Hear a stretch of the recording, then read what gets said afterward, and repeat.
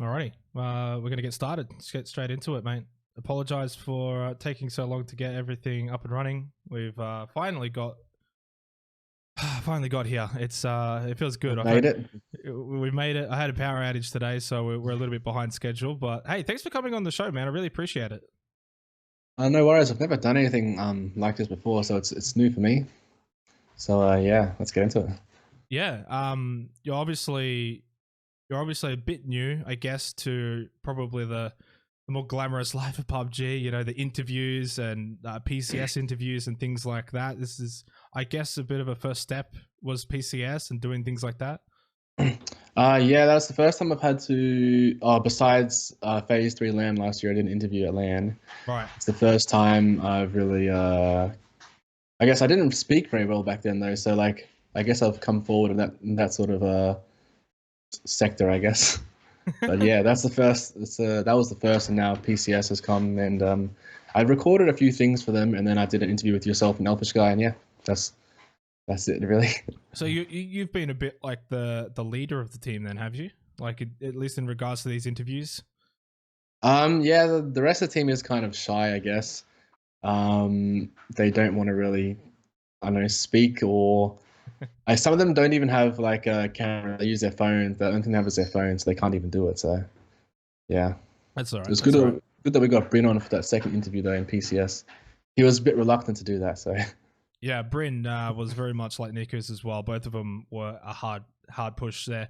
Let's sort of dive deep though into yourself here, because that's obviously why I've got you on the podcast. I think you're an interesting story. You were brought up by Waikika when he was on the podcast as well. You've been around the block, but not from the very beginning. Whenabouts did you sort of start your PUBG career?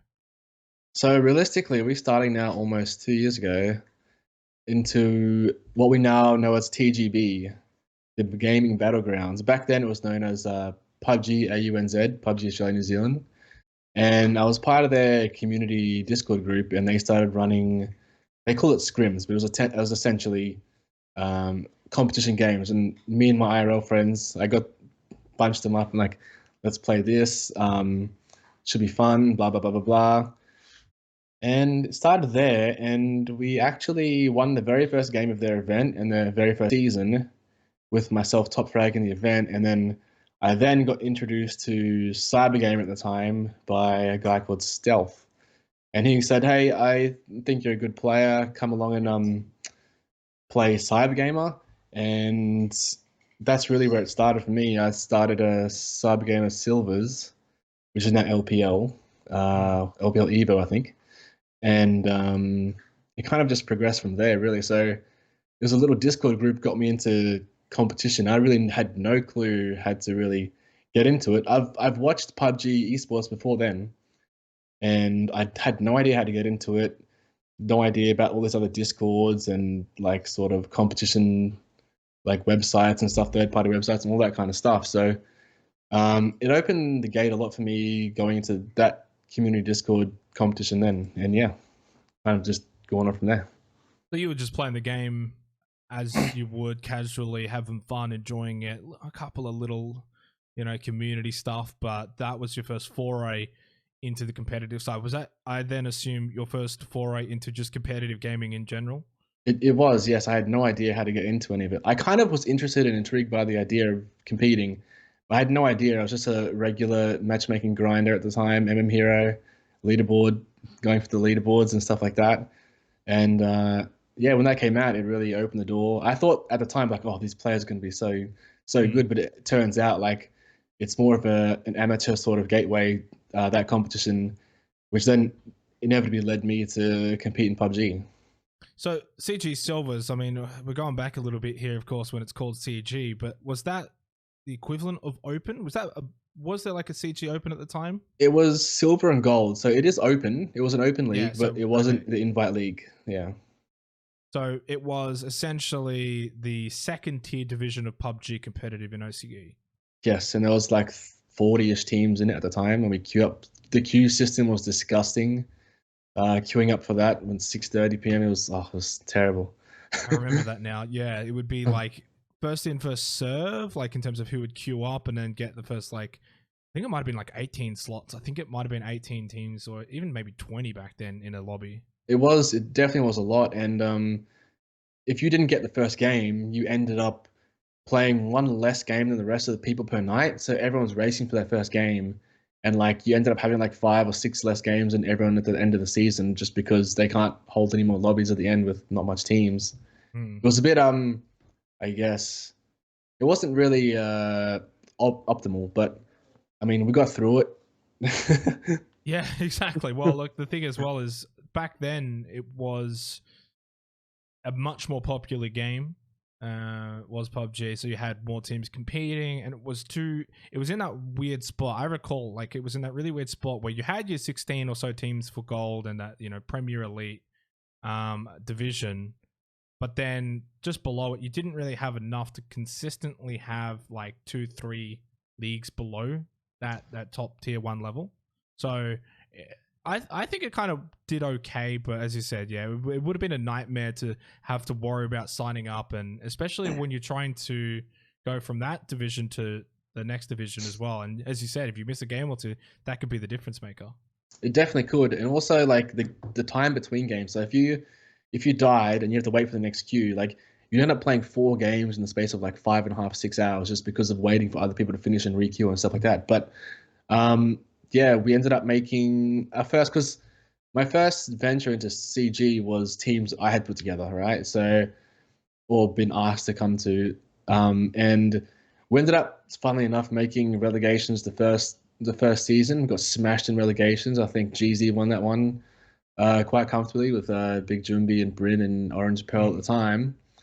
And yeah, we got smashed in those relos, and then the next relos came along, and I had joined Allegiant Gaming, which back then it was called Accelerate, and so myself and Taylor split off from our original CG Silvers because they weren't really like interested in furthering like the PUBG competing stuff, and yeah, we joined Accelerate at the time, which then a month later turned into Allegiant Gaming.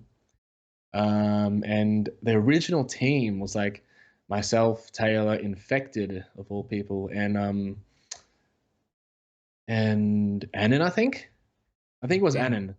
And then later on came on C Franks and Rapidos, and we ended up making relegations that season. Just the second season I played PUBG, and we came second in the relegation, so we ended up moving that up to the Gold Invite League at the time. And that was very exciting times for us because like, oh, I get to play with the big boys now. Like this is all scary, new territory coming in, and yeah, it was just it was something, I guess. Bit of a journey there. So this was all around. Was it like very late 2018 or was it like early 2018? Well, our relegations was in December sometime. It would have been December. It would have been December 2018. Was the time. Yeah. That's not that long ago when you consider like some of the past guests that I've had on the on the podcast have been basically since the launch of the game, right? So to put it into perspective, you had been playing PUBG from the launch. Maybe like a month or two after, but matchmaking stuff, yeah. Yeah, but yeah, that's for the most part that's launch, right? I'd consider that to be. So you spent a lot of time then, I guess, playing the game before really stepping your toes into competitive. So going into the gold division then and sort of starting to mix it with the big boys, did you notice the difference really like straight away in terms of the quality of the lobby that you were playing in? Yeah, it was a lot more organized, and you can't overpeak as much, obviously, because you get your head taken off real quick. So like everyone's just really sharp, and I guess everyone's more organized and like teamwork oriented, I guess. But yeah, like it was quite daunting but exciting going into the top league for the first time. And I remember actually like I always knew I could compete with them mechanically back then, but as a team, like we were always behind because we're all new in a sense, and we're all learning as we go. So like, let's say when I stepped into Ground Zero, for example, that was the first time I was in a team that wasn't self-created almost. So like I was then learning of people who had been there from the start, like Jumbi, Bryn. Like it was different than doing it on our own and figuring out as we go what to do. So it sort of like accelerates that learning and like I guess it's more comfortable. It accelerates the learning and just makes you're almost getting like carried at the time, right? I could like, as I said, I was pretty confident in my mechanical ability to compete with anyone in the tier 1 division, but as the game plays out, you need to have that sort of experience behind the team to sort of carry your way around the park, I guess. Yeah, for sure. And not only that, but you're learning new strategies as you go about things, different loot drops, loot locations, I mean, and rotations and things like that. So it really is kind of like stepping into a new world. Did you think you handled that well initially, or was that something that just took time? Like, was it just a time thing before you really felt like you could really compete and get to the level you're at, say, now? So ground zero was a good point for me. That's obviously when I first got into a team where I could actually learn off other people. But so look, we made phase 1 and phase 2. We played what was it called? What was it called back then? Phase 1 and phase 2. ESL AUNZ Champs. Yeah, it was called ESL AUNZ Champs, and that was for the qualifiers for Face It and GLL Global Summit. Yeah, Face It Global Summit and GLL. I get, but I know what you mean. I know what you mean. Yeah. So we played them, didn't do that well. We retained our spot for the second season, and we ended up bailing out after that, I guess. We came 12th or something, and the cutoff was 10th, and we missed out by like 5 or 6 points or something like that. But 11th in phase 2, yeah. Oh, it was same. I guess it was very close anyway. But yeah. So that really, at the time, like I still wanted to stay where I was. I was, I was comfortable. I was happy, whatnot. And then Jumbi was having some IRL issues, and he didn't have that much motivation at the time. And he sort of said to myself and Bryn, "Hey, you guys should probably either looking at picking up 2 or just like go your separate ways and whatnot." And the old Fury roster, so Rain, I think it was Rain, Tempo, was it? Shit. I forgot his name. Anyway, it was the old. He's watching this right now. Like, how could you forget me, man? Yeah. Shit. I don't know. That's all right. And there was a vacant spot there, and Rain and Bryn had already been playing games together for 5 or 6 years. So naturally, just Bryn went and slotted in there, and I was kind of left on my own. LFT is going around, struggling to secure a spot for phase 3. Funnily enough, phase 3, I was actually set to join Immunity. So, okay, I didn't know that. Cozzy and Sweetsaw had split up from Immunity, and I had trialed with Nick and Textile. And this was just, I think this was just after they came back from GLL, because Nick went over to GLL and supported Ath and supported Hell Yeah Brother. And came back, did like, I don't know, like a few days trial. And I was pretty happy with how things are going there. And I was like, okay, we could make something here. It's more experienced players, even more. Nick had been overseas. Textile had been in that environment for a while. I was like, yep, this is a decent environment for me to like, step it up even further and thrive in. And I get a message from Waikika Mukau asking me, "Hey mate, like I'm putting together a new team. I want to put together a team with fresh faces, people who I think are mechanically good and could like be the future of OCE PUBG in a sense." And at the time, I was committed to Immunity. I said, "Hey mate, like I've just tried with Immunity. There's not much time left. I hate like putting people back. So if I said to Immunity I was gonna I'm gonna join you guys, and then someone else asked me something else, and shit, that might actually be a better thing.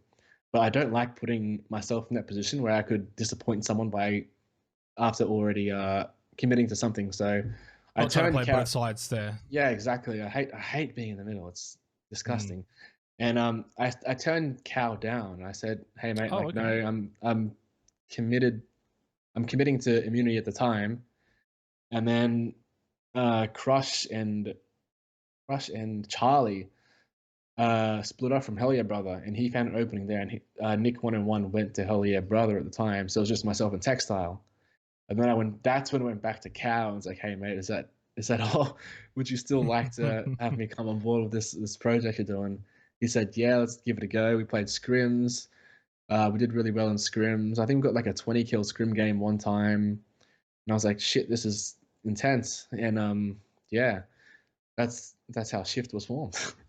And of course, playing with the caliber Oh, of, you know, the likes of Waiki Kamukau, for instance, that's going to just be in itself a massive step up in terms of the experience in a player that can lead you through matches. And as you said, get things like a 20 kill win, for instance, which would have been probably the first time you would do something like that, I would imagine, especially at the tier 1 level, that's for certain.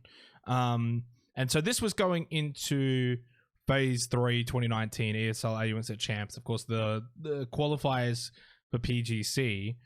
How much time had you spent as a roster, I guess, for Shift going into that? I'd say maybe 3 or 4 weeks maximum at that time. I think we started LPL season or Cyber Gamer season. I think it was LPL. It was definitely LPL. A few weeks before ESL Phase 3 started. So we had that little, I guess, period of figuring out some things. But no, it was when I joined, I was very excited. It was the first time I had really played with the caliber of players of Ronan and Kao at the time, who have been to multiple internationals. They've gone to Thailand and won that I forgot what it was called, that comp when they were with Order. And yeah, like obviously I knew I could learn and pick up stuff from them, but I actually learned a lot more in that environment than I thought I would. Not just in-game stuff, but out-of-game stuff as well. Because coming into that team, I was actually I'd never played in a proper high tier, like with proper high tier players before, right? So when I came into that team, I wouldn't actually play my natural game when I was in Shift. I feel like I was reserved. I was worried about, if I do this, will they want me to do this? Like I'm like a big overthinker, and I didn't want to disappoint them in a way. So I would naturally shy away from things I would normally do, or like be more conservative, which then would make me play uncomfortable and stuff that I'm not used to, and then inevitably make mistakes anyway. So it's like it was a good learning point there, and I think it's changed a lot now with me. So like with kids or like people coming into new teams or people trialing out, I always try and tell them like, just play your natural game and don't worry about like the outcome and stuff like that, because I feel like it affected my performance on Shift quite a lot. Like, So would yeah. you say that, for instance, well, typically, you know, Cow and Ronan would make very good calls 90% of the time. Let's say in an instance, 5% where they make a call that you questioned. You were sitting there like, I'd maybe rather do this, or I'd rather go here, or I'd rather play this way. But you just were afraid to speak up because obviously these guys are super experienced. They know what they're talking about. Not so to speak up. I'm a very big question asker. Like, so if I had a question, even in game, I'm asking questions. This team rotating from here, where are they going to go? Are they going to go here? Which I think is kind of good because it makes them rethink as well and blah blah blah blah. But I always back in the replay questioning, and they were very good at going through stuff with me and like I guess explaining to me how things should be. So yeah, the biggest thing I learned from Ronan and Cal were actually working as a team, like playing for the team, not for yourself. I think naturally coming in, players that you just naturally play for yourself. You don't want to die. You want to get kills. You want to, show people what you can do. Yep. But inevitably, it's a team game, and playing for other people. If you have to anchor, you got to anchor. If you've got to send it to a ditch and be the first one there to try and get that ground position. Yeah. Those are the team sort of plays that you might die, but then the team might be successful after you die. Yeah, and it's more of like using your teammates to your advantage and effectively communicating was one of the biggest things I took away from Ronan and Cal. So it's like a teacher-student relationship. That's what Shift really was. For you and Reggie, you were like the students, and Ronan and Cal were very much the teachers, even in games, even at like ESL LAN for Phase 3. Would have that been the same environment, or was that when it was like the teacher-student relationship was over, we're here to win? I mean, I wanted to win. I don't think Cow and Ronan wanted to win so much. They I think they're pretty over the game at that point, and they were having I don't know, certain I don't want to say event. It was more like a certain period of time where they just were kind of over it, I guess. Mm. I think also I think also like Cal or Rona, that like if we made mistakes, they would kind of get a little frustrated, but they wouldn't let us like show it much. Like Cal's such a nice guy. He wouldn't like you make a mistake, and I would like see he would like yeah, yeah, we'll just leave it at that. Like that's how he'd respond to some situations after we die. But you knew like he wanted to explain something else. Or he'd go back and he'd explain it like really, really thoroughly and just like nicely, I guess, that what was happening there. But yeah, I kind of lost my train of thought. So shit. We can you just repeat what you were saying before? No, that's all right, man. It was just sort of like this relationship and everything shift, and then heading into the phase 3 LAN. Okay, yes. So it seems like there was a bit of a difference in opinions in terms of wanting to like win, try the best to win. I think at the end of the day, Cow and Ronan are the kind of guys that would definitely still want to win, regardless of their ulterior intentions with PUBG at the time. They're always going to give their best, right? Like they're the kind of guys that will always give their best. They definitely will, and they definitely actually wanted to make it a memorable experience for me, myself, and Reggie because it's our first time at a LAN, like a big event sort of thing for us. So they didn't sort of just throw it out the window, sort of thing like that. Like they definitely tried, and I remember there's a point in time where in the second day, so we after this there was 20 games we played.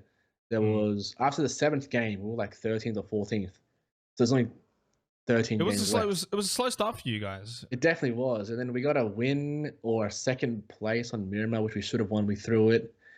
Extreme won before us, apparently. And the next day, we got another 2 wins, I think. And then I looked at Ronan, and Ronan's sort of like, shit, we might actually do it. And he was kind of dreading. He didn't want to go overseas, but I think if we did make it, they definitely would have gone. Obviously, I think the biggest thing was you guys had that slow start. So even if there was that inkling that maybe, just maybe, if everything goes your way, you could have made a top 2 spot, Vendetta and Atletico were both kind of just still cruising. They had they were at high altitude. They were still very much ahead. So for yourself, was it ever really put in your mind that, hey, we might actually qual here? Because it never really got that close, but I guess if everything had gone your way, maybe. I believe at one point we were actually like 4th or 3rd with like really close behind 3rd, and Atletico were only like 10 or 15 points ahead of us. So it was actually definitely doable.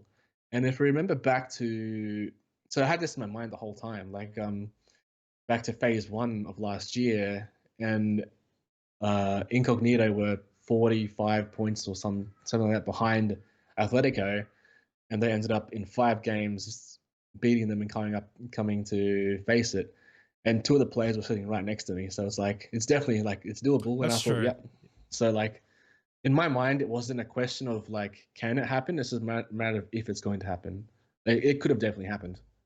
Oh, for sure, it definitely could have happened. But in saying that, I think, well, I can't remember the exact moment that might have got that close. I would imagine they probably pulled away pretty quickly because the final margin ended up being that like 50 points difference. The last 3 or 4 games we kind of, so we didn't back up our wins with very good games, and we kind of, I guess, not throw because we were never in front, but we never gave it like a good run for its money at the end.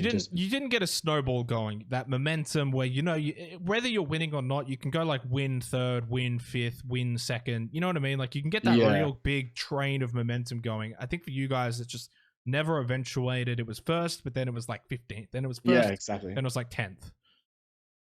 Yeah, so yeah, that's exactly what happened with our wins. We never really had strong performances after a win or a top 3 or something like that, and it kind of just evened itself out in a way. So you're challenging them, you get down to the final day, things are starting to fall apart, and Atletico and Vendetta very much are going to be taking that top 2 spot, and you kind of just, I guess, playing the last few games out and just enjoying the experience, I guess, and being in that LAN environment, something that maybe in your head you might say to yourself, am I ever going to be here again? Like, is this going to happen again? Yeah, at the time I didn't really know if it was going to happen again, but it was actually a great time at LAN. I had a lot of fun, a lot of good memories. But yeah, the last couple of games were just playing it out and like this, just make the most of what's coming next, really. And then it was the after party. Did you come back to the old Zenox Scoreway and Untainted after party? I did, and it was like, I don't know, there were so many people in that one room, and then I think it was your apartment, right? Well, yeah, there were two apartments. There was the first one, and then the one that everyone then went to was ours. I don't know why everyone moved. I think it was because I actually don't even know why. I don't know. It was Mishka's at first. It was Mishka's at first, and then it moved on to yours. And then it got to a point in time we were like, okay, I want to sleep, everyone, get the fuck out of here. Yeah. I literally came. I ducked out for a bit, went somewhere else, and then came back, and I was like, all right, guys, you gotta go. Because for me personally, I had a flight the next day and the next morning. Yeah. I think. And that wasn't just me too. There's probably a lot of players that would have had to fly out that next day. I know some of them obviously would have been able to move their times or whatever. But yeah, a lot of fun. It was definitely a great event, and it feels like a lifetime ago, that fucking event. Like it was only the end of 2019. It does. Really? It feels like a long time ago, and it's like reflecting back, like it's almost now been a year since I joined Shift. Like it's getting to like the 9, 10, 11 month mark, somewhere there. I don't know when it was. Like this time last year, I think was near GLL. Well, this time last year, just looking at the Wikipedia, was the OCE Scene League when you were playing with Ground Zero, your last event with Ground Zero. And then you would have joined Shift right after that. So yeah, it would have been 10, 11 months then, probably. Yeah. It's hard to believe that it has been such a short amount of time since that ESL AUNZ Champs LAN for Phase 3. But PG, so obviously you guys would have gone into that event probably not expecting to maybe even finish 5th. Like, that was a good result. It was a good result. I think we were in the online season, we're doing quite bad. I think we were just very, very like over aggressive, and kind of wanted to be like sort of Liquid-esque type of team, just breach everything Phase 1, make it, this is the Shift spot, don't come here. Like, be that sort of like alpha dog sort of team. And with that sort of play style, your execution every single time has to be on point. Like, everyone has to be on the same page, everyone has to execute like perfectly, otherwise it just falls apart, which inevitably it did a lot. Yeah, but I don't mind that sort of play style. I think that, the game of PUBG can very well do with that. You have some teams in a lobby that can play the kamikaze style, as you said, Liquid-esque, and it's something that's very noticeable in the Southeast Asian region and how they play as well. I think the OCE region for years has lacked the ability to bridge compounds. Whenever you see an OCE team bridge a compound, it's a shit show. It's crap. They usually fuck it up. Right, it's a lost art that just has never come into this region. I'm a big advocate for it, but also I always say, disclaimer, don't have to do it every single like phase shift. It's like you might only do it once a night. Out of 5-6 games, you might only do it once a night or once every 2 nights, right? But you need to be able to do it so that when the time does come and you got this circle shift and you need a bridge compound, you can back yourselves in. I think 90% of the teams in the region would not be able to do it properly. So, obviously, at the end of Phase 3, Shift, I'd imagine that was it. Like, did you know going into the LAN that this was going to be a one-done deal, like, or did you think Shift was going to continue? I had, like, obviously, talking with Cal and Ronan throughout the season, like, you kind of got the feeling that it was going to sort of end, but I was trying to push them like, I guess, in a way, like, encourage them to keep playing and whatnot, that they were kind of done at the time. But I didn't think it would, I mean, I wanted it to, but I didn't think it would continue that long. And then there I come, I joined Fury. Yeah. So did that happen pretty quick after? Like how did that take place? Because you're fresh off, playing with the likes of Cow and Ronan. You've got this experience now. You are a guy that's had a pretty good 2019 after only just entering the scene briefly at the end of 2018. You've come a long way, and as you said, you're now looking at joining Fury. But like the LFT time after Shift, was it a different experience? Was it better because of your experiences gained? I mean, I definitely think I came out of Shift a different player, different caliber of player than when I went in there, purely because of what I learned and like in game, and then what I guess personally, like I learned how to play, think for myself a lot. I guess I'll not rely on other people to tell me what to do and all that sort of stuff. So I was confident coming out of it that I'd find a home somewhere. And Fury had actually asked me Phase 3 to come and join them as well, which I ended up going to Shift. But an opening came up with Fury when I think Sal left, and I had already been played with these boys in matchmaking and Face It and whatnot for a while, and I've played with Bryn back in GZ, so it was basically a no-brainer just to join Fury there. So obviously, with Phase 3 finished, there would have been a break, right? Christmas holidays and stuff. Was this something that was immediate, or was it took a little bit of time around the 2020 mark? No, it took a little bit of time. It was not immediate at all. I had filled with them for LPL one of the seasons, and we came second, which we should have won. And that was the first time we've really, I guess, came in a podium finish in a tier 1 competition in OCE. And yeah, then I guess Sa left after that, and I'm like, hey, like, come and join us. What were the expectations for that team in reality? Like going into, at the time, what was the PGS Berlin qualifiers? It was all a bit rushed. It was all online. And it wasn't quite like 2019, but what were the expectations for you guys as a team? Because for yourself, right, you've now gone from Ground Zero, Shift, playing with the likes of Cal, Ronan, competing at a LAN and finishing in the top 5, just short of the the qualification mark for a global event. Surely your own expectations would have been, hey, now the next step is the qual. Yeah, like, so I definitely thought we could have qualled Phase 1, and we probably should have. We kind of threw the second day. We were 4th with like 2 points behind third day 1, and we had some very, very unfortunate things happen that day which were out of our control, and we technically should have probably been 3rd or 2nd in that day. And then we kind of came on to day 2, and we just played horribly. We, I guess, didn't play a natural game. It didn't come off as we wanted to do, but we definitely, at the time, I was thinking, this is our time now. This is when it needs to happen.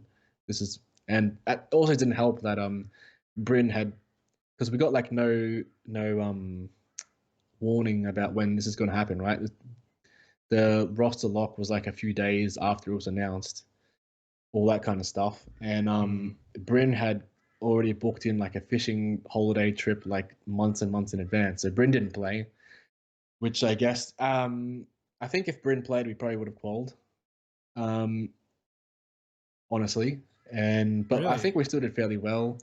But yeah, and we didn't end up qualling, and then Fury ended up picking up Indognito because they weren't happy with us, I guess. But but from a business point of view, like, it makes sense. I would do the same thing if I was them, Talk us through that though, because it's intriguing, because I remember when it happened, right? You guys obviously kind of, I don't want to say shit the bed, but it wasn't a good tournament. You finished like 9th or whatever. You weren't really close to top 3.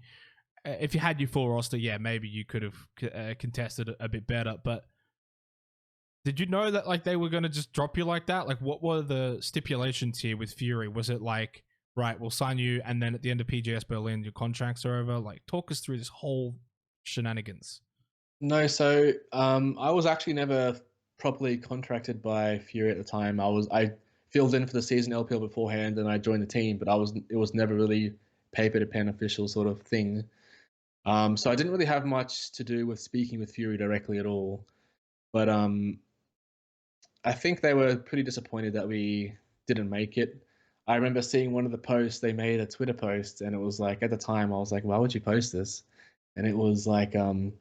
It's like, Fury management when we don't qual for PGS Berlin, and it was like basically like putting like salt on a wound. And I was like, well, that's a bit strange, but it is what it is. And I don't know, they deleted it fairly quickly because they were getting some backlash for it. But like I didn't know this was going to happen with Incognito getting picked up by Fury, but I did know they were trying to look for someone to take them to over like PGS in Berlin and whatnot. And like I completely understand from Fury's point of view why they would do that. And Fury had like Incognito had been a staple of PUBG, consistently top 2 for the whole of last year beforehand, and like it doesn't really. I mean, it's not really like a sour sort of thing that they picked up Incognito, because I would do the same thing if I was them. But was anyone on that team, while you weren't signed, was anyone else actually on a contract? I believe the rest of them were, yeah, and it was coming to the end of the contract period. Right. So basically, it was like, we're not going to renew the contract. Yeah. So, like, basically, when we found out it was happening, that was when, like, because they had sent out contracts a week or two beforehand for us. So I had actually received one, like, look over this, blah blah blah blah, and then I think someone from Incog or someone from Fury reached out to one another, and it sort of just went from there. It happened fairly quickly, and we knew it happened. Like when we knew it happened, we were like, okay, like it was a little shock, but like it didn't really affect us much. But as I said, it makes sense. Like it was a good thing for them investment wise and stuff like that.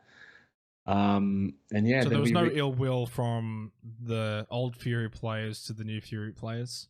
No, because we've all been in like the same sort of community. I guess I played with Cal and Ronan. Insight's very close with Bryn. He's in like we always play together, matchmaking, and I know filled in for scrims and whatnot. So like it didn't really, I guess, hit like sourly, but like it made sense. And um, I don't know, like they like I guess Fury was actually at the time the best sort of org that they were looking for as well, because they had very like you know how PUBG is in OS, especially with viability for orgs and all this contract sort of stuff. So like that was the only org that sort of suited their needs at the time, and I mean they were consistently performing the best, so it made sense.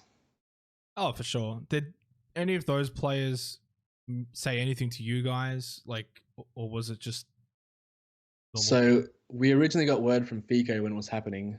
He was the manager for Fury, still is. He told us, "Hey boys, like we're going to be picking up Incognito." Um, that was basically it. Yeah, it was very short, very short, very like if you guys need anything, just hit us up. Blah blah blah blah So blah. Cal and Ronan never said anything to you. No, not really. I think we may have got leaks elsewhere, but it didn't really until it actually happened. It was just like it could happen sort of thing. Yeah, and it happened fairly quickly. So then, what's with the Indognito that came after that? Was that just an in joke because of what happened? Yeah, exactly. So basically, the dogs they stole our org.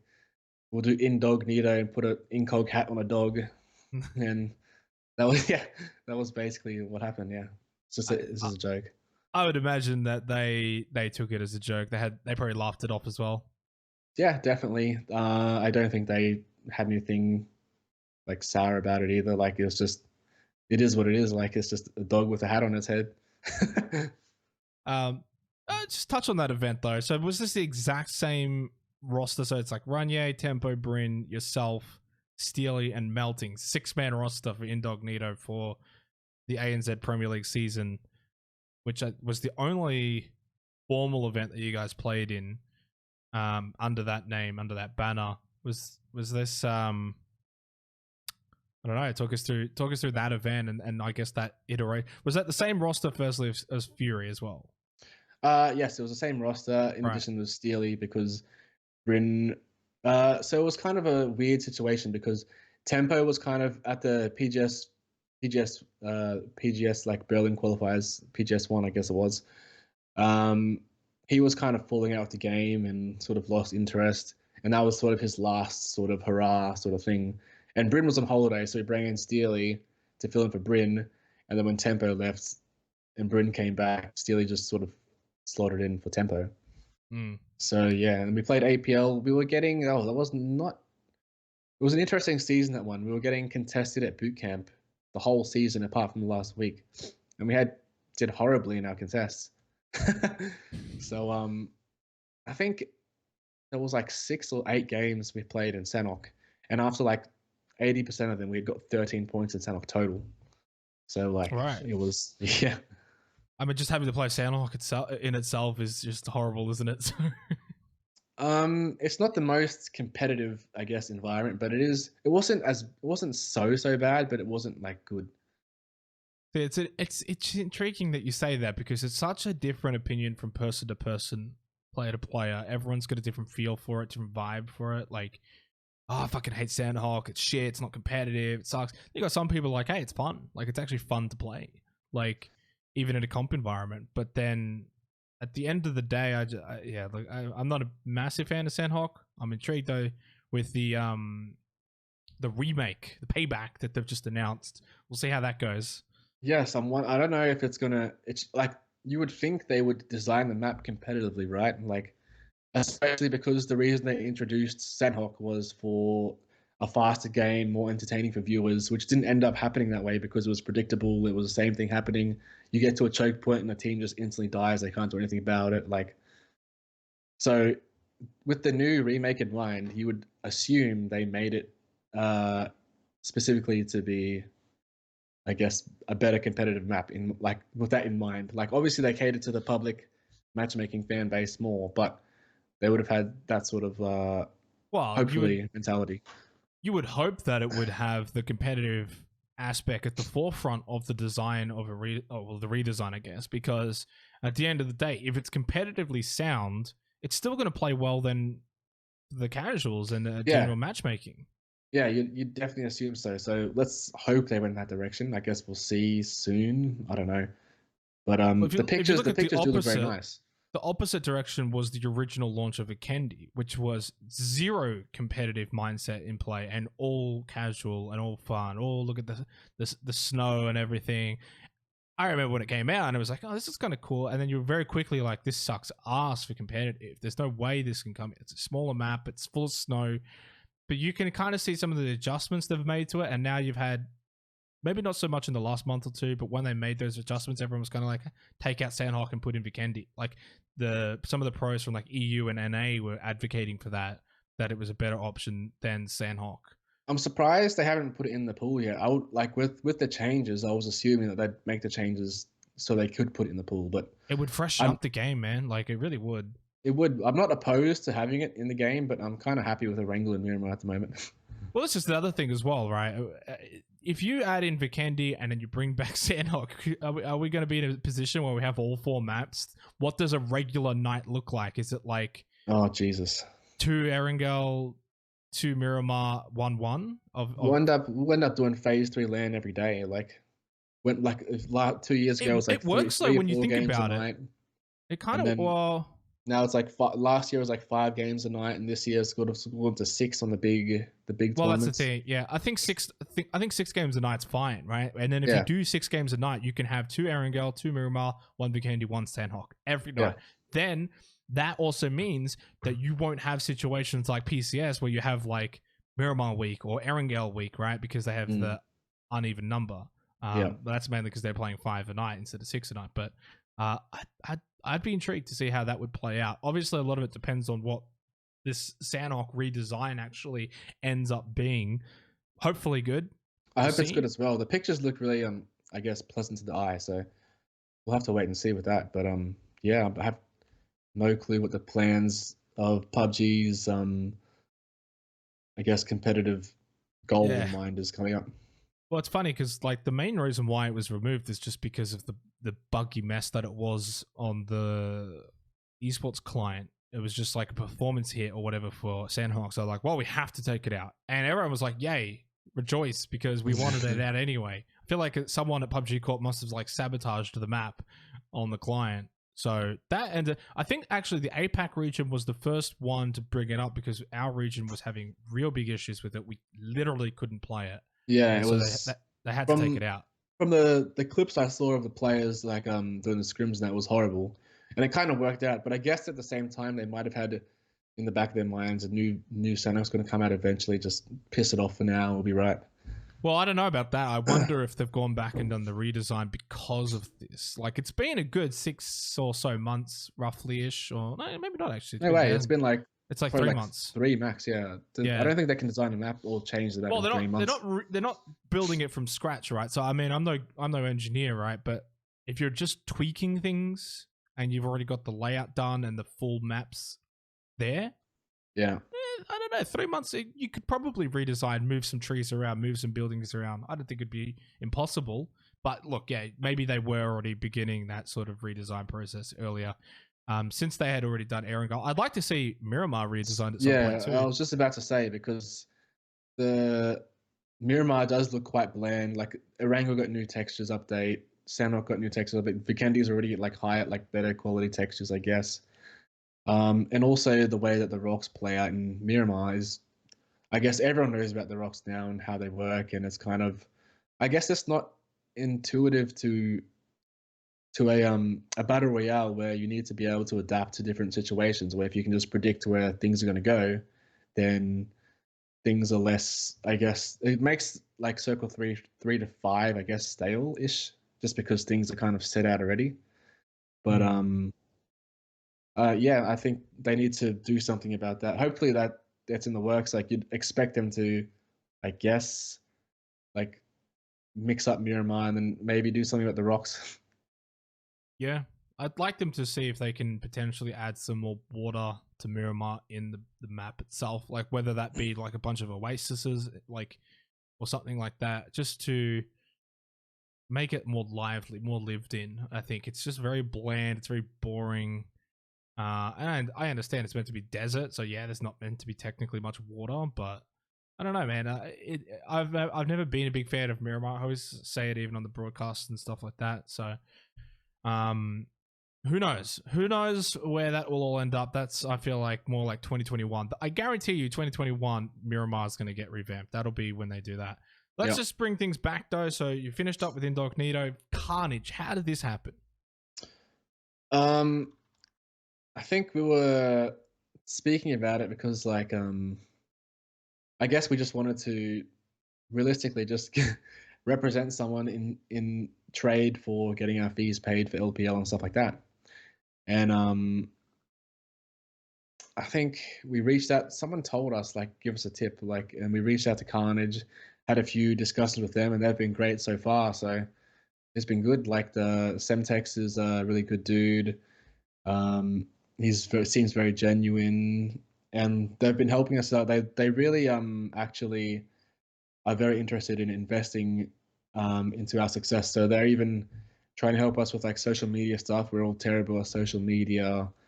All these type of things. They have like all these things they want us to sort of progress with within PUBG and on the internet in general, I guess.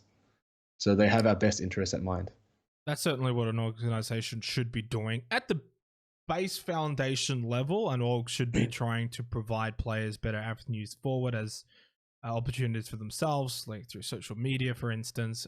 You know, even I've heard of organizations in the past helping players get better with like interviews, for instance, like, and like those sorts of things is what orgs can try to do and try and just sort of make you not necessarily a better person, but a better personality.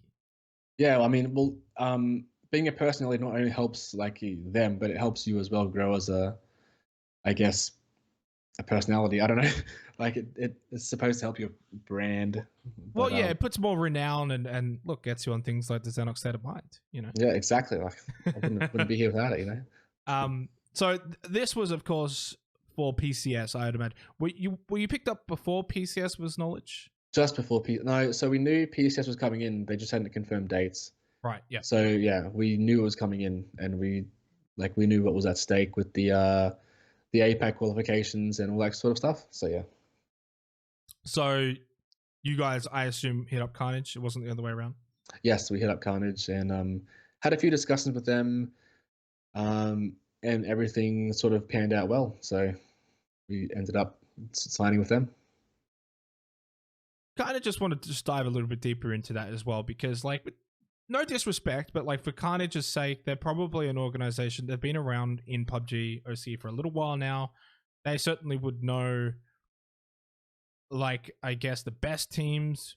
Where would you guys have rated yourself to Carnage when you were like pitching it? Were you like, hey, we can be the third best team, we can be the best team? And then how did they see you guys as a team and where you were at? So this was just after PCS1, and they've seen our results and other things going up. But they weren't actually like they just wanted a tier one PUBG team that were a close group of like people and didn't like have followings out and all that kind of stuff. They were just interested in getting back into PUBG. I remember Sentex, he said he doesn't expect us to qualify for this next PCS, which we inevitably did. He just wanted us to have a good like showing and like want to get better, and I guess be in it for the right reasons. And just like they just wanted to get back into PUBG, really. So, and it was sort of like a stepping stone for you guys and a stepping stone for them. It was a perfect match, perfect timing, wanting to take the next step, right? And for them getting back into the scene, for you guys representing an organization. Before we go into PCS1, because we'll probably spend a bit of time on that. So, where were you guys at for Charity Showdown? Oh no, yeah, that's right. It was PCS. I'm an idiot. Yeah, that was the PGS or whatever. I completely forgot about that. I don't know how, considering I worked the event. So we'll focus on PCS1. You've joined Carnage now. How early on was this into the piece before PCS1 started? Like, is this a couple of weeks before PCS began? Yeah, it was probably 3 to 4 weeks at least. Yeah, I would say. Okay, so that's not a long time. By this point, had you really sort of solidified the proper core four? Because you've gone from this like 6-man giant roster on like Indognito. Did all 6 members join Carnage? Yeah, so Monty had freshly turned 18 after PCS, PGS Berlin, I guess, quals. He would have probably played in that event if he was 18. He fresh turned 18. We're grooming him from a young age, you know. But yeah, so Monty came on board, and he's insane mechanically, and he can hold his own against like anyone really. So it's been good. But since PCS won the PGS charity thing, the qualifications for that finished beforehand. Monty had been playing with us regardless in LPL and APL, I think. Oh, maybe not APL, but he had been sort of like he's been around with us anyway for a while, just because he's in our discords and we've been close for a while. So we know what he's capable of, and he kind of just slotted in like easily. So, but from the looks of it, it is very much now like a proper core 4, right? Bee2, yourself, Ranier, Bryn, and Monty. Like that's the core 4. Yeah, so Meltings was always basically a substitute if we needed a fill. He was our SEA fragger. And then Steely came and went for a number of reasons, but I mean it's worked out well. Like I think it's worked out fairly well. I'm pretty happy with our team at the moment, and I think we've got a lot of things that we've sort of touched up on and can improve for the next qualifications. So, well, speaking of the qualifications, the PUBG Continental Series 1 APAC OCE Qualifiers, such a long name, but for you guys, it was the breakthrough tournament. Going into the event, what were the expectations? What were the goals? Because you've now got this new org, you've got this very, very solidified core 4. Like, I know that, Steely and Meltings were subs, but like they're not really even around here. So it's very much like you've got to rely on the 4. Monty's making his debut. Everything seems like the puzzle pieces are sort of just coming together here. Did it feel that way going into this? I mean, I'm going to be honest. The goals were to qualify. We knew Astra and Incog. Those were 3 slots. We were almost just fighting for 3rd slot, but we knew we could still come 2nd anyway. Ferox had split up, and it was basically just our time to sort of take what's ours, sort of thing. Yeah. Like it just the whole tournament felt right. The way it played out, it was probably the best that I've ever been, like best team sort of cohesion that we've ever had in one single tournament. It was insane how well we communicated and how well we moved around as a team and played together. It just felt so surreal. Like it was crazy. Yeah, no, for sure. I would say though, and I think it's fair to say that tournament in particular, you probably would have looked at the playing field and been like, geez, it's a little bit slim. We knew it was definitely, especially with Bliss not qualifying. And I mean, Bayer was still there. They obviously didn't perform as well they wanted to, so they were we were going to be contesting them for the third slot You as would have well. looked at it and been like, we're going to be basically, it's either us or Bay. Or Ferox. Or Ferox as well, Yeah. So like, so really going into this, and I, remember like you have this top 5. You guys were in that top 5. You weren't a lock for third, but you were in it. And when you're in it, you're in it. Like, especially in PUBG, 12 games, anything can happen, right? Yeah. But I think it's fair to say the field below that is a bit weaker than what it has been in the past in this region, especially when you look at like 2019.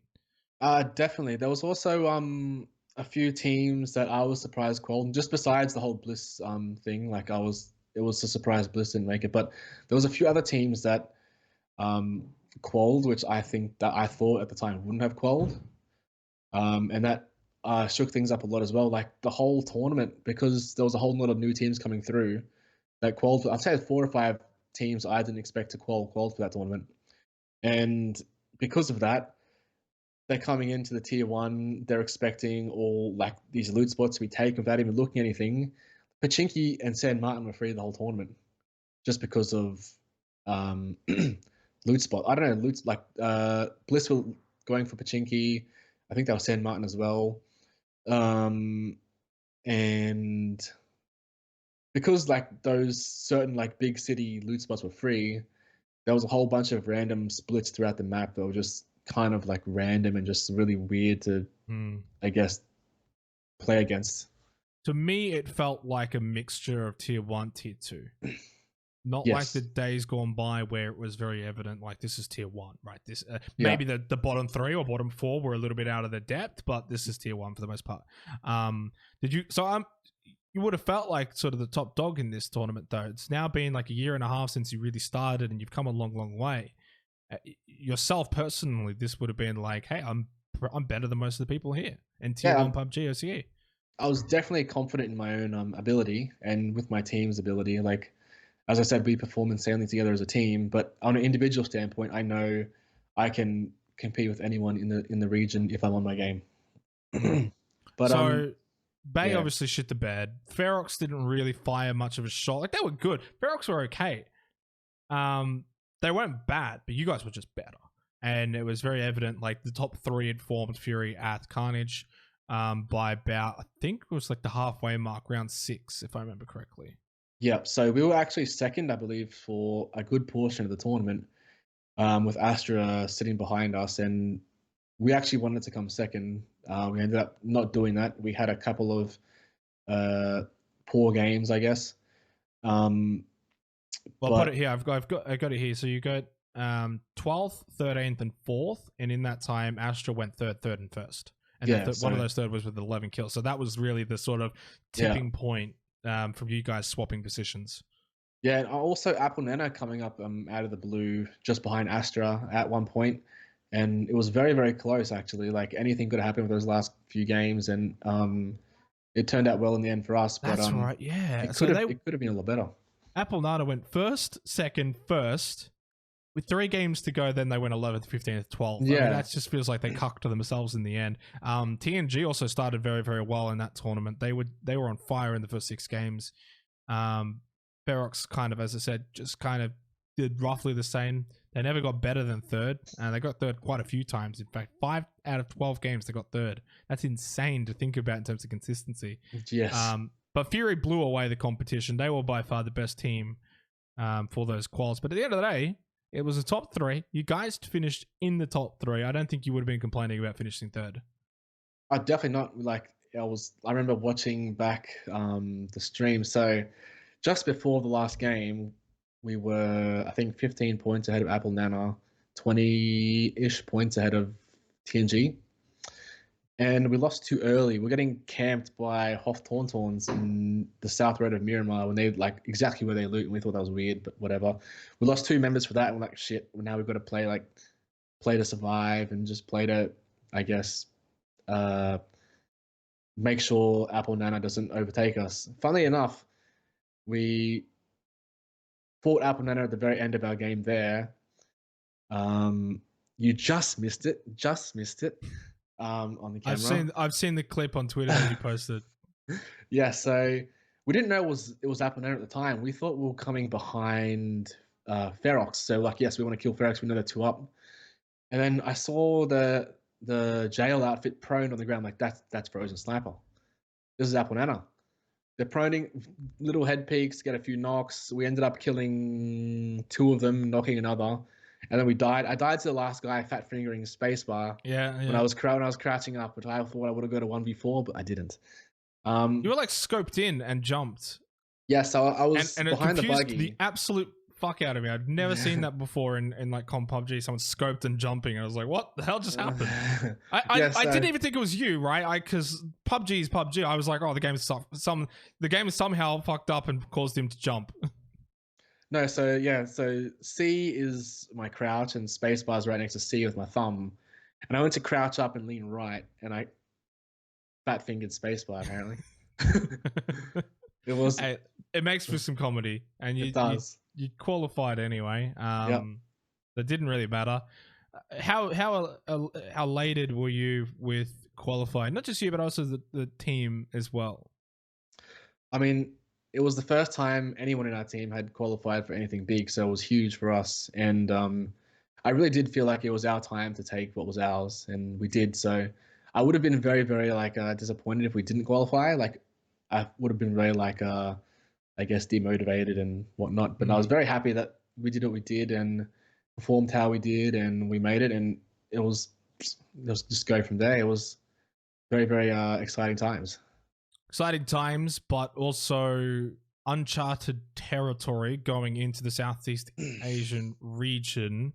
I would imagine, obviously, before the event, you would have done all the scrims and whatnot. So what was the mindset once you started doing these scrims? Did you get a wake-up call a bit? Like, you're like, what the hell is this? So the first set of scrims, they were actually terribly easy just because nobody takes the scrims seriously in SEA or the APAC region for the official scrims. So we got our first 3 sets of scrims were the day before the first game. And besides one of the games, we got fed the circle from like our loot spot. So like we had a very good first circle from our loot spot, and we sat there, and by the time phase 2 and 3 came around, there was like 20 players alive. So we didn't actually get to really experience much until the actual games happened, and then that's when the shock happened. So as you play the first couple of games, talk us through what's going on, because it wasn't as chaotic. I'm going to say this right now. PCS1 APAC was not the same as Charity Showdown. Charity Showdown was a fucking shit show. APAC was calm, like, in comparison. But for you guys, it still would have been like, wow, this is different. Yes. So we expected them actually to come out very guns blazing, SEA-esque, just crash everything. Every single, you see a person, go crash them. Like, yeah. Just like really unexpected things, right? But things that we experienced were unexpected in different ways. So the way they like to play the game, like their macro and the way that they rotate, is very, very different to anything we've experienced. And we've got caught out by it on the first night, rotating. So we were in Parla, and the circle was like just southeast of El Pozo, near the fire station, the Phase firehouse brick building thingy. Yep. So the Chumacera team have the Chum Hill, and they can see perfectly into down north, all the compounds there that are free, and just go and take it. And that was the edge of the circle. So we expected, yep, they're gonna go scout this, and they're just gonna go straight in from there and have a good spot. So we came and just drove straight through Chum, and they had camped us out. So it was very, very, very unexpected, and like it's sort of frustrating, I guess, thinking, why don't you just do this instead of this? But it's just the way they play the game, really. So like you can't really fault them for it. But because like there's 13 teams playing one style of PUBG, and there's 3 teams playing another, statistically you're going to run into the 13 a lot more often. It's going to be a lot more. So you have to kind of adapt to them more than they adapt to you. So we had to go back the first day. So all the things that it was just unexpected, and we had to go back and really, really, really like deeply analyze the rotates and how they like to play PUBG. So because of this, we've been playing OCE PUBG for the last 2 years. We had to forget everything we knew about what, like, so when a circle pops, we already know in OCE, this team's going to be here, this team's going to be here, this team, like, this is how things are going to work. And Yeah. we kind of just have to forget about that second nature sort of thing, which is pretty hard, and sort of just work off just solid info only. So it was different, but I think we actually did come back fairly decently. I know I personally, some of my actions in game through pro, I reckon we could have won another 1 to 2 games at least. And my personal mistakes kind of cost the team a fair bit of points, which is kind of not what you want. But I do think that we learned a lot playing this, and I think that we definitely adapted well. I think we adapted fairly well, despite coming 14th. There was like a stat just backing up your theory of adaptation here. Like the last day, if it was like only the last day, I think you guys ended up finishing like top 3. I want to say something like that. It was like crazy. Like the last day you guys finished, you would have, if the last 5 games had been the only 5 games played, you guys were like top 5 or something ridiculous. So yeah, you definitely ended a lot better than you started. But going back to the start, right? So very much it was like 16th, 15th, 16th, 15th, 12th. It just was not going your way at all. We had an 8-point day, and that's definitely not what you want in one of these 20-game tournaments, right? No. You want 8-point games. Yeah, exactly. But one of those games, actually, we definitely should have finished top 3 with the possibility of a win. And it was north of Sanhok, like just north of the petrol station there. Near the shacks everyone likes to crash phase 3 or 4. We were at the crossroads and that shack. And we got breached by, who did we get breached by? We got breached by Brew, I think, or something. I don't know who it was. I think it was Brew. And there was 2 people coming in one car, and one car flew past my LOS. We knocked the guys in the car, and I got to like half HP. I prone behind the car, instantly hit the first aid. I have time to first aid before this guy comes to us. It didn't happen. He came around the corner. I was in healing animation, took too long to pull my gun out. Me and Rain both got knocked. And then Bryn come to try and... Bryn killed the guy who knocked us, so we're still alive. But then he had to come and drive over to come and revive us. And he got absolutely destroyed, 2-tapped out of his car by Jayers from Q Confirm. Then Monty did the exact same thing, got smashed out of his car as well. So that game realistically could have been a win or a top 3 at minimum, I think. And that would have really changed that day, probably, for us. Well, the second day you come in, well, it wasn't the first game, it was the second game, you pick up a win.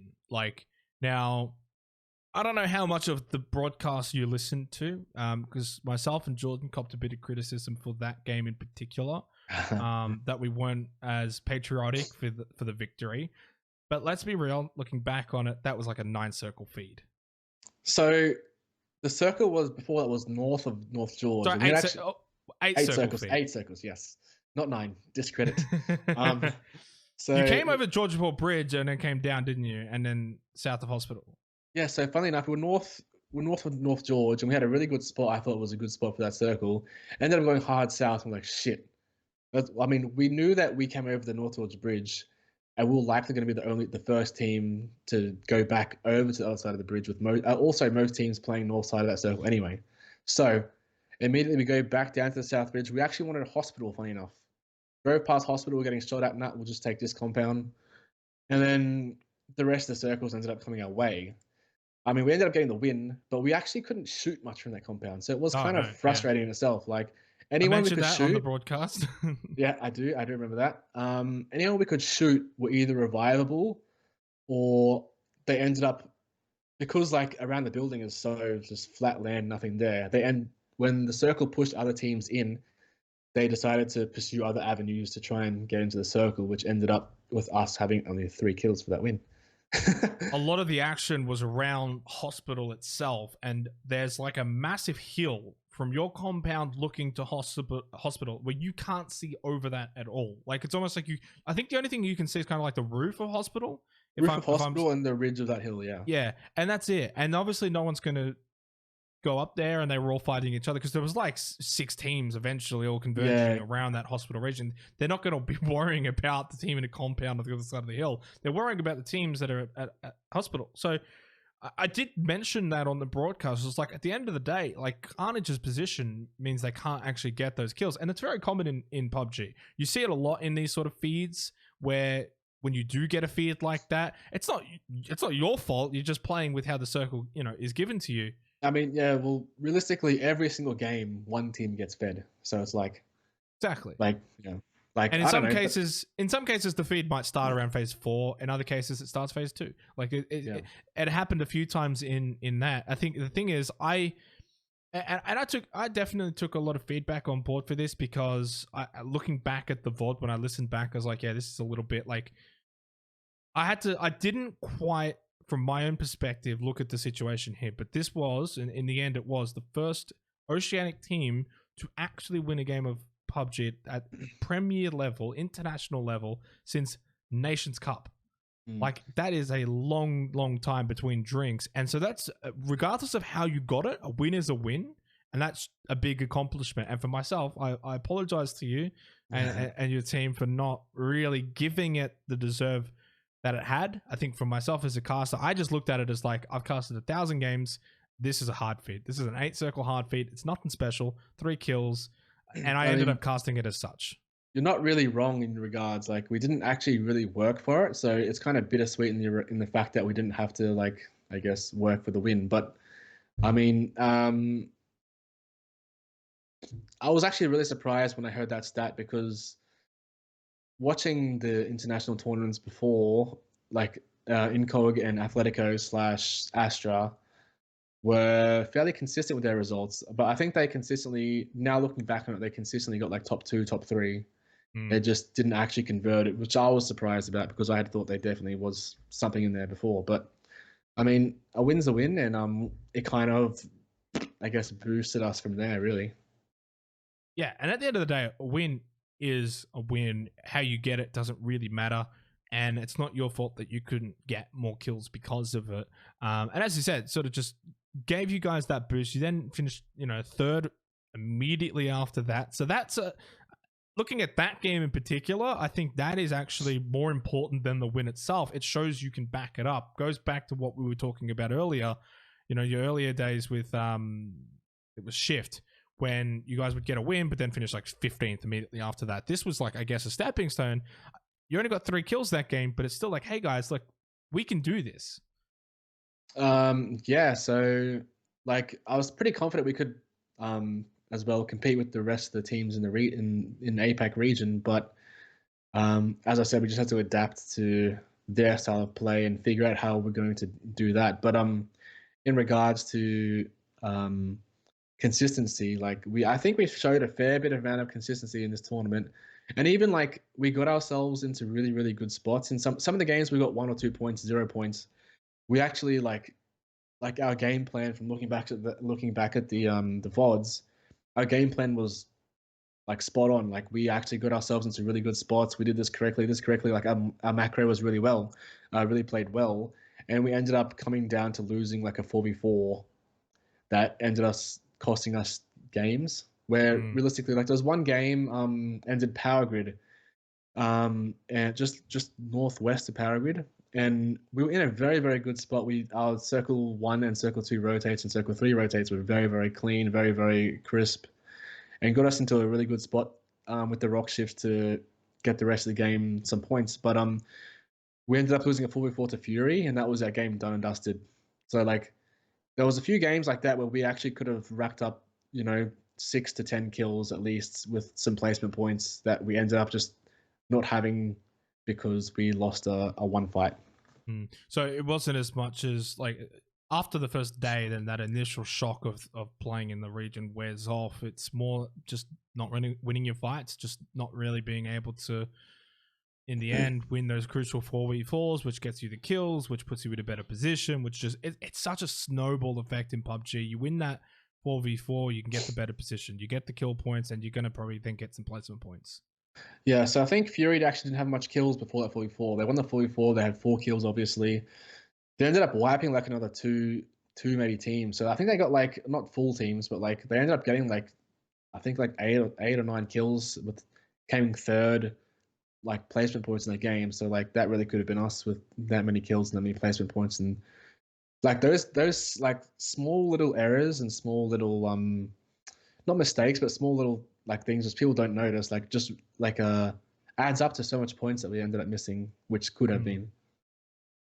You finished off the tournament really well. You find another win too, in fact, and this time it was thoroughly earned. 8-kill win right down to the wire in a 1v1 scenario with that bloody tree and everything. Talk us through that game, especially towards the end. Was it...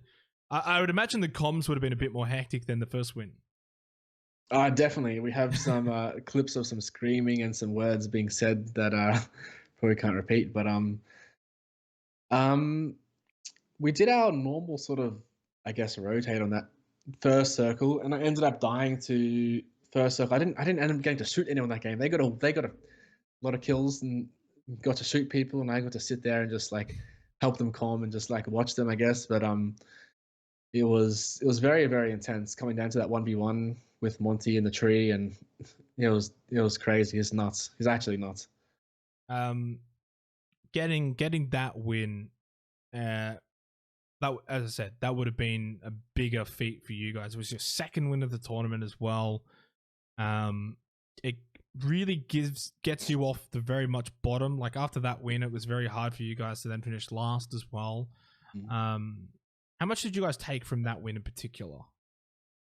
I think we took a lot. Like we did actually have some favorable circles that win again. Like we had some decent circles, but at the end of the game, we were very much like full team behind one set of one tree or a smoke, and the rest of the game, like the late game, was very well hard fought for, and it really showed us like you know, like we can actually compete at this level, and we just need to I guess just be more consistent, and I don't know, like we played that game was extremely well played, and as I said, it just shows us that we can definitely compete at that level, and we just have to, you know, put the work in and make sure that we're doing the right things, and that can be like every game realistically. Yeah, but now you've got to get back to that level, and this was something myself and Jordan were speaking about on the broadcast, and for a team such as yourselves, the track record suggests it's going to be tough to get back, right? And I'm not saying this for you or your team, but I don't know if you heard it, but like there's been no Oceanic team that's repeated in an international event outside of the Astra and Fury rosters. Yeah, that's true. And also now that they've reduced it to 2 slots, so it's like... And they said that before that too. Yeah, so like... Yeah, it's definitely going to be tough, but again, it's definitely doable. And as long as we take out and apply the things we learned during APAC and apply it to OCE, I think we can... It's obviously going to be hard, but I think we can definitely do it again if we perform well on the day. Well, that's the thing. With 2 slots now, you're going to be eyeing up Astra and Fury. Let's be real; they're going to be the 2 targets. I wonder how much of a chance do you give yourselves to knock them off? Like you're going to obviously back your team in, but I mean, I'm definitely confident in what we can do as a team. Like, we just have to, like, I guess, perform better than them. But like, it's definitely going to be tough, and like 2 slots is like almost nothing, especially with Fury almost guaranteed a slot every single time at this point in time. But still, that doesn't even guarantee anything. They could have a poor first day.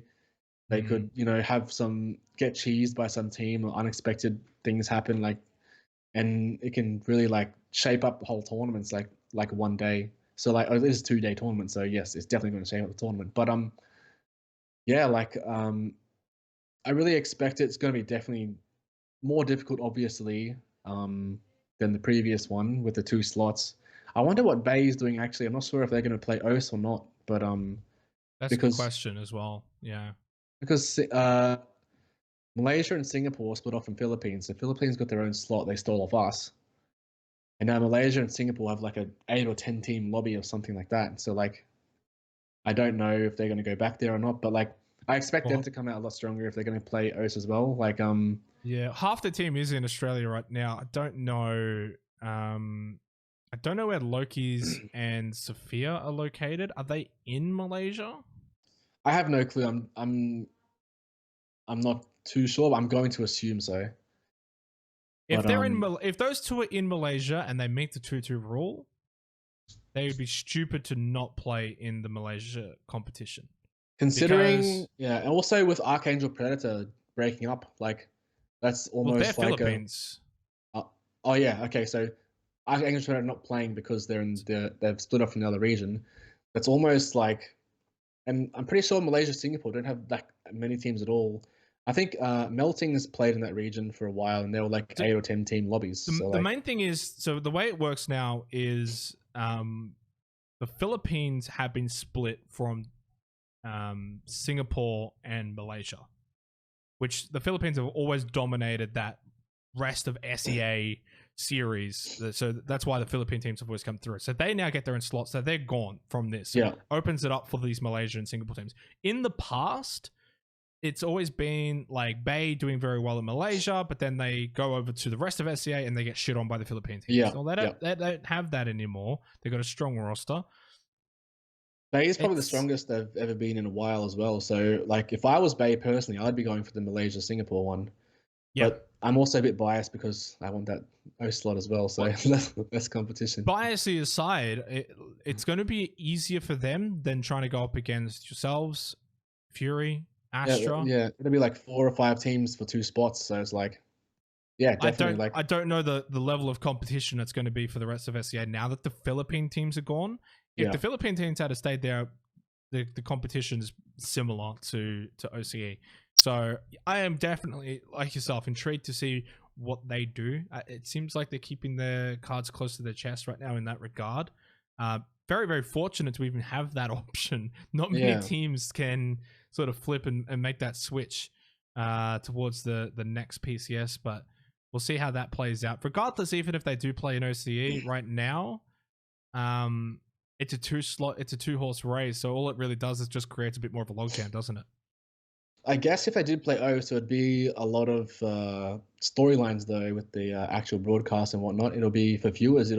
I think it would be pretty entertaining to watch. But as from a player point of view, it's a bit more daunting. But well, for me personally, I would still rather them play in Malaysia because the more Australian talent we can have in APAC, the better. So you have Flood, Neff.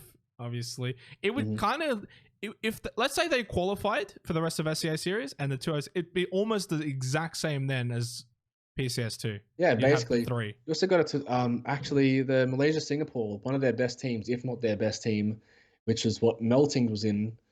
They're completely disbanded as well. So like, I actually feel like the door's wide open for Bay if they want to take it. Yeah, it's for sure. I would say they would be making a mistake if they. Of course, if they're eligible, who knows? Maybe they're not even secretly eligible. Maybe for whatever reason they can't do it. Yeah. But if they are eligible, definitely should be doing it. So going into this next PCS qualifiers, it's around the corner, very, very soon. Do you feel like you can take a lot of this experience that you've gained from PCS1 and sort of now throw your weight around in the OCE region here because you've got this international experience? I definitely do, and I think in scrims and LPL we've been still consistently playing very well in OCE. But it's more of just making sure that we're applying and actually using what we've learned instead of just like saying, "Hey, we've got experience now, like move out of the way." Like we've actually got to apply it and make sure we're doing the correct things. And if we do that well, then I think that we have a really good chance of qualifying. Would you say that you guys have got the potential of even upsetting and unseating Fury from like the throne right now? Like, is that the goal for you guys as a team? Because really, you've qualified, you've played in one of these premier international events. The next goal is to be, I guess, the best team in the region. Well, we still want to qualify. That's definitely a goal, qualifying. But it's I don't know if that's even... If you're going to qualify, though, you've basically got to be a contender for best team in the region. At the end, like that, they go hand in hand now. I guess you can't just finish third and be like the Fury has been dominating so hard that they can kind of dictate things on their own. Like they're that good. But yeah, I mean, like Okay, so as- I'll change the question then. Is it a goal now to be their rival, the way that like the Athletic rival used to be? You want to be like the Carnage Fury rival. You want to jump above Astra and take that second spot. I guess it's the next best goal is to consistently get to these sort of events. Like we want to be like a team that is known for like qualifying for these things and playing for these things. So yeah, I guess that's maybe more of trying to take on Astra. I'm not too sure, but like Astra are improving a lot as well. So like you can't even say that. Like it's more of just trying to be consistent in performing at these big events and qualifying, really. Yeah, and then obviously then the next step is once you start getting those regular qualifications is then the performance itself at these international events. If you were to qualify, let's say Carnage gets second and you guys are playing in PCS2 APAC, how different is it going to be to APAC 1? Let's just say if we played another APAC tournament the week after the first one, I definitely think we would be in the top 10, top 8, maybe top 6. Like, I think we took a lot out of it and we showed that we adapted very well. And besides the first day, like our lowest point day was like 30 something points. So it was fairly, oh no, actually I think we were like 20 something on one day. But I definitely think we would fit a lot more better, fit a lot,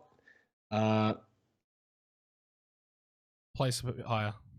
yes, would definitely. I honestly think that if we take what we've learned and apply it to the next one, we would perform better.